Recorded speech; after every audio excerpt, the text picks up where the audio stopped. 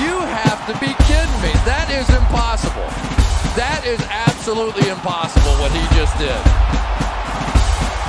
That may be the greatest catch I've ever seen in my life. Stopped by Iguodala to Curry, back to Iguodala to the rim. Oh, great block.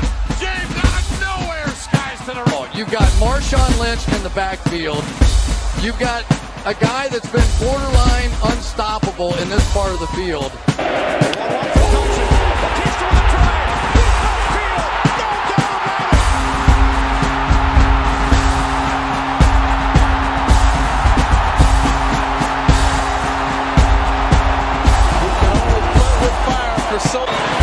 Steps into it, pass is caught! Diggs!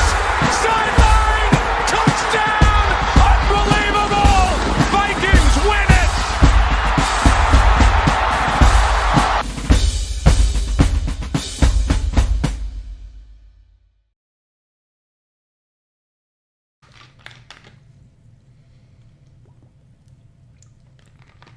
it! All right. Next game we're going to look at and preview is the Packers and the Eagles, which is on Friday night to start Week 1 in the NFL. Another really good opener because two teams in the NFC now who are both coming out of the playoffs, both playoff teams. A lot of people think that they're both going to be playoff teams again this year as well. The game is being played in Sao Paulo, Brazil, which to my knowledge, I don't believe we've ever had a game in Brazil before. Obviously, the NFL has been trying to expand and get more fans from all across the globe. They're trying to become more global. And I guess Brazil is a place that you want to start with, I suppose. I've heard some things about it not, like the players or the NFL concerned about if it's safe to have the game there. I'm not going to speak on that because I don't know. So let's just get into the predictions really quick. Well, let's dive into both teams and then we'll get to a prediction.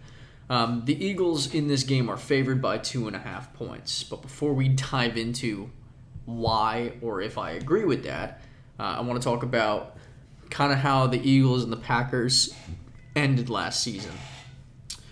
And we'll start with the Eagles. For the most part last year, they were leading the division, the NFC East. They were pretty much in control, and then they just had an all-time collapse. I mean, it's well documented by several people, whether it be analysts or just fans in general, that saw the Eagles play very well for the majority of the season, and then the last 6 weeks or so just fall off of a cliff. And the defense might have been the worst defense in the NFL during that stretch. The offense took a massive step back in production. Jalen Hurts struggled majorly. The Eagles, the first half of last year and the second half of last year are just complete polar opposite teams.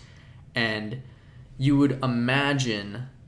hold on here, if you don't mind, I forgot to... All right, we're good. So I would imagine that the real question that we have about Philadelphia this season is which of those two Eagles teams that we saw last year are we going to see this year? That's a major question because it was one of the worst collapses I've ever seen in a team that had such high expectations, a team that for the majority of the year was considered one of the Super Bowl favorites. They ended up losing in the wild card round to Baker Mayfield at home. They lost in Philadelphia 32-9. So not like it was a close game. It wasn't competitive at all. They got dominated. They haven't been dominated in a playoff game that bad since Jalen Hurts' rookie season. That's terrible. When Tampa Bay once again beat them, but that was when Tom Brady won the Super Bowl that year. So not the same team. The Packers, however, started the season kind of slow. And then the last 8 or so games, Jordan Love played out of his mind. Absolutely out of his mind. And it had such an impressive second half of the season. And so did the Packers as a whole because they went to the playoffs as well. And they had an incredibly impressive game against Dallas who, albeit we know how Dallas has been in the playoffs for the last quarter century, more than that. So it put an asterisk there that it was Dallas. Let's understand that. But regardless, 48 points they put up, and Jordan Love had an unbelievably impressive game, a phenomenal stat line, a phenomenal passer rating. I mean, he was just incredible against Dallas, 48-32. The game wasn't as close as that score even leads on, and that's still a blowout, but it wasn't even as close as a 48-32 game would suggest. The Packers ended up losing to the Niners all in the divisional round, albeit a pretty valiant effort. They lost 24-21 in favor of San Francisco, who, as we know, ended up representing the NFC in the Super Bowl, to eventually lose to the Kansas City Chiefs. So very different seasons, right? Really polar opposite seasons. The Eagles starting off hot, looking like a Super Bowl contender, and then having an all-time collapse at the end of the season and getting bounced in the first round to a team that they probably should have beat. And then the Packers, who struggled to start the season, then caught fire the second half of the season, went from playoff doubtful to, holy shit, this team is so electric right now. Maybe they could win the Super Bowl. And that's what we're talking about now. Kind of how I said Philadelphia, we're wondering which of those two teams we're going to see, whether it be the team that collapsed at the end of last year or the team that started off really strong and was beating other really competitive teams the first half of last year. That's kind of the question that we're going to have about the Packers. Was the second half of last season lightning in a bottle, or is Jordan Love and the Packers, are they that good? Because I'm starting to lean towards them being that good. I think Jordan Love impressed the shit out of everybody in those last 8 games. And 8 games is a decent little sample size to be like, we saw a lot from this kid. We have high expectations now. I think the Packers are one of those teams that I could see in the playoffs again. Some people have them in the Super Bowl bubble. I don't know that I have them in the Super Bowl bubble. However, they impressed me last season. Though, even in the loss against San Francisco in the playoffs, I was impressed by them. And I wasn't expecting to be impressed by them at all. So, coming into the season, I think both teams feel positive. Even though, like I've said it a couple times already, the Eagles' end to last season was far from ideal. I think they feel positive too, and I'll kind of get to why. The Eagles had a very busy offseason. We'll start off with 2 notable losses. One of them was Kevin Byard, and the other one was DeAndre Swift. Both of those guys leave Philadelphia to go to Chicago. Say what you will about both of them. I think DeAndre Swift is a very good running back. Not great, but very good. And I think Kevin Byard, although getting up there in age, is still a quality safety in the NFL who can make plays, be a leader and a mentor in the locker room to some of the younger guys as well. Seasoned veteran, former Pro Bowler. It's a loss. DeAndre Swift leaving would feel a lot more impactful had they not gone out and signed Saquon Barkley. And again, I said earlier that you're going to get to know me as an NFL fan, as a sports, whatever you want to call me. I wouldn't say analyst because there's nothing professional about this whatsoever, but you're going to start to understand me. I think when fully healthy, after Christian McCaffrey, Saquon Barkley is the best running back in football. Perhaps there's some bias there, and I'll explain that bias. Number one, I'm a Giants fan, so it pains me just to even say that Saquon Barkley is with the Philadelphia Eagles, who are arguably, I think they're my second most hated team in the NFL. I'm also a Penn State fan, which is where Saquon Barkley went to college. Saquon Barkley also played in the area that I went to high school and played our high school football team when I was in high school as well. So, big fan of Saquon Barkley. I always will be, despite him being on the Eagles. But enough of the Saquon Barkley glazing. He's still a massive acquisition for Philadelphia. Maybe the offensive run game wasn't a weakness for Philadelphia.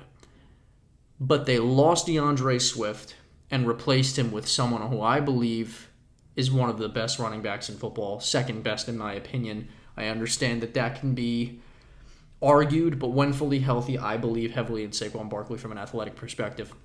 He ran behind a historically bad offensive line in New York, and that's coming from a Giants fan. I know. We've never been able to block Saquon Barkley. The fact of the matter is Saquon either busted off, 20-plus yard runs or 1, -1, 2-yard runs. And that's because every single time Saquon Barkley had to touch the ball, he got smashed behind the line of scrimmage. Be that as it may, now he's going to a team that arguably has one of the best offensive lines in the league. And I forgot to mention, and I'm glad I thought of it now, the biggest loss of the offseason for Philadelphia is clearly Jason Kelce. Arguably one of the best, not arguably, one of the best centers and offensive linemen of all time. Hands down, one of the top leaders of that locker room. An outstanding presence, a phenomenal person outside from what we understand, big family guy, and just a great player. So that's easily their biggest loss. So they take a little bit of a step back at the center position. They obviously drafted a center a couple years ago that they believe heavily in to take over for Jason Kelce. But regardless of the loss of Jason Kelce, that Philadelphia Eagles offensive line is miles and leagues better than any offensive line Saquon Barkley's ever run behind in New York. And there's no doubting that whatsoever. So I think the Eagles' run game is going to be something serious with Saquon Barkley and the threat of Jalen Hurts in the backfield being able to run as well. A couple other notable signings, and these are notable. This first one maybe some people would downplay, and that's Devin White from the Buccaneers. He's an athletic freak, and he still is. I know that a lot of people look at Devin White and think that after that Super Bowl win, and I think he got injured or something like that, but he hasn't been the same player since. I still think he's a quality player. I'm not sure he'd be their starter inside in the middle on the defense, but he still adds something to that defense, in my opinion. A defense which I believe is also improved by two other major acquisitions, and Philadelphia Eagles fans will know about this one, C.J. Gardner-Johnson. C.J. Gardner-Johnson was someone that every Philadelphia Eagles fan missed. If you're an Eagles fan, comment. Tell me I'm right or tell me I'm wrong. Eagles fans missed this man. He goes to Detroit and made a huge impact in Detroit, was a big part of that defense and a big part of why they made it all the way to the NFC Championship game last year. C.J. Gardner-Johnson is a phenomenal player and a phenomenal fit more for the Philadelphia Eagles, and I don't think that move should be slept on. I think that's a huge acquisition. Another huge acquisition, Bryce Huff from the Jets. I'm pretty sure he was a double-digit sack guy last year. That's major impact. You want to talk about filling a void that Hassan Reddick left behind a year or two ago. That's how you do it. I'm not saying this guy's going to go out there and lead the league in sacks, because there's a lot of defenders out there that are going to rush the passer in Philly, and they're going to have to spread the love. Not everybody's going. There's not just going to be one guy getting to the quarterback on that defense, but Bryce Huff is surely going to be one of them, and I think that's a big move as well. I think an interesting move, and I'll throw two names in there for you. Jahan Dotson from Washington. This is a more recent acquisition for them. I think he's quietly one of the better slot receivers in the league. And that's not just because he's a Penn State guy. Partial bias there because of that fact, but I think he's a nice acquisition. They also added Devontae Parker, who at one point was a 1,000-yard receiver in the NFL. He's not that guy now, but that adds depth, in my opinion. The wide receiver room for Philadelphia looks really good to me. A.J. Brown, Devontae Smith, Jahan Dotson, Devontae Parker. You got Dallas Goedert at tight end, a really good offensive line, Saquon Barkley, Jalen Hurts, who I believe is going to have a bounce-back year. Maybe not the year he had 2 years ago, but I still think it's going to be a bounce-back year for Jalen Hurts. This Eagles roster impresses me. What does not impress me, and the one thing that gives me pause on the Philadelphia Eagles, is Nick Sirianni. Taking bias out of it, whether you're an Eagles fan or a fan of another team in that division, it doesn't matter. You could be a fan of any other team in the NFL, and you look at Nick Sirianni and you think, this guy's a jackass. And then that's just, I don't think there's much arguing it. Is he a bad coach? I don't think he's a bad coach. I do think he's a little bit toxic for a coach. I don't think a coach should act like a full-blown child. Some Philadelphia Eagles fans, if any fan base in the world, would disagree with that entirely, but that's just my opinion. And there's turmoil in that locker room. It's public that Jalen Hurts and Nick Sirianni aren't huge fans of one another, and they're trying to have a progressive and productive working relationship from coach to quarterback. But the fact that that's the reality is a concern. And it did, publicly, it was addressed that it did play a role in the turmoil of the end of last season. So that's something to look at. However, from a roster perspective, the players on this team, and on paper, the Eagles look like one of the better rosters in football, maybe a top 5 roster in the entire NFL. Let's move over to some of the Packers' moves this offseason. Maybe not as many major moves, but they do have a couple pretty notable ones. One being Josh Jacobs. Now, they signed Josh Jacobs when they lost Aaron Jones. I feel that that's kind of a toss-up as far as which of those two guys you'd rather have. I think it just comes down to personal preference. I think I lean Josh Jacobs. I think he is a complete running back. I would argue that Green Bay's offensive line and obviously, in this particular case, scheme head coach is a better fit for Josh Jacobs than the Raiders were. So I think he'll be more productive and really a focal point for the most part, especially with, that's going to bother me. Their backup who got injured, everybody knows who A.J. Dillon. Especially with A.J. Dillon going down, right? A.J. Dillon? I think it's A.J. Dillon. Especially with him going out, and I think he's going to miss the whole season. I think Josh Jacobs is going to have a nice workload, and I think he's going to be productive. So I do think that that's a notable acquisition, especially after Aaron Jones leaves and goes to Minnesota, which I do think is a nice acquisition for Minnesota. They also lose Devondre Campbell. I believe that was their best linebacker, so that's a little bit of that's a decent hit to the defense. He goes to San Francisco. With that loss on the defense, they also added somebody to the defense to help out. Xavier McKinney from the Giants fan. He was a really good player. Is he a Pro Bowl level player? Maybe not quite, but he's definitely got that kind of potential, and he's a really good player and on the outside and on the back end of the defense. So he makes plays, and I think that's a good acquisition. Another notable loss for the Packers is David Bakhtiari, their all-time offensive lineman. Aaron Rodgers' guy for 10-plus years in Green Bay. He wasn't quite the player that he once was. Obviously, age is a factor. Father Time is undefeated, and this is one of those cases where you could double down on that. David Bakhtiari hasn't been signed for that reason to any other team, but it is a loss to be noted because of he's arguably, I don't even think it's arguable, I think he's a Hall of Famer down the road.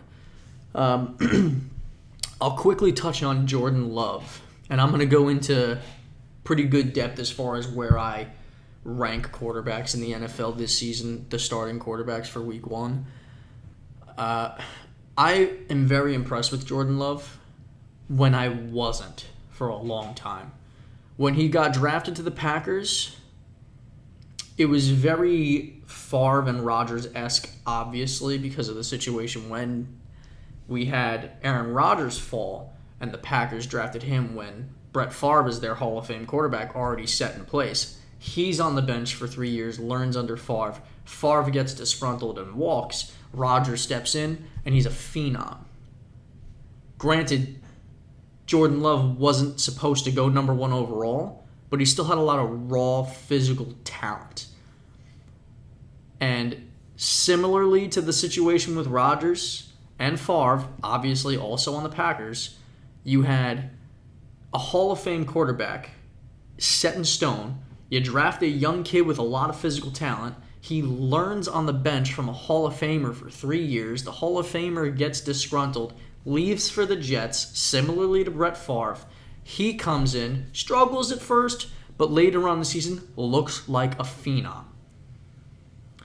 When in NFL history have you ever... There have been some cases, San Francisco 49ers, Indianapolis Colts, and that might be it. going from one Hall of Fame level player, to the next player at the quarterback position, right? You had Montana to Young, and then the Colts had Peyton Manning to Andrew Luck, which obviously we know what happened with Andrew Luck. He didn't get to finish his career the way we all expected it, but he was on a Hall of Fame trajectory, right? The Packers might have done it 3 times in a row. And for those of you that watch the podcast, we all know how much Colin hates the Packers. Huge Bears fan, so any Bears fan out there can relate to this. If that happens to be the case, that's crazy. That would, to me, make the Packers the best quarterback franchise of all time. And it might already be the case, but that would just solidify it that much further. I'm impressed by Jordan Love. I'm not ready, like a lot of other analysts, to just sign my name on a commitment to him being a top 10 quarterback, but I'm close. Give me one more year of that kind of play, and I'll sign my name on that ballot. But until then, I'm going to reserve the recency bias. I want to see a little bit more. Just a little bit more. With all that being said, again, the spread on the game is Eagles minus 2.5. Technically, the Eagles are the home team here. There is no home team here. There's just not. They're in fucking Brazil. But I am going to take the Eagles. I think this game sets the precedent for their season. I think the Packers, albeit in a very, I believe, a tougher division. I think the NFC North this year is going to be one of the best, if not the best division in football. One of them. I think the Packers mentally can bounce back from a loss easier than the Eagles could to start the season. And I think the Eagles need this game. I understand it's just week 1 and there's no need to win games technically at this point in the season. I think this is the only game on this calendar, on this week 1, where I'm like, that team really needs to set the tone. And it's the Eagles. So because of that, I'm going to take them. The spread's 2.5. I'd bet the Eagles to cover. I'll go Eagles 24, Packers 20. Still a decently close game. I'm so excited for this weekend. I'm so excited for these games. We have a phenomenal 2 first games, Thursday, Friday night. And then, we'll get to my week picks later on. But that's my prediction. I'll take Eagles 24, Packers 20.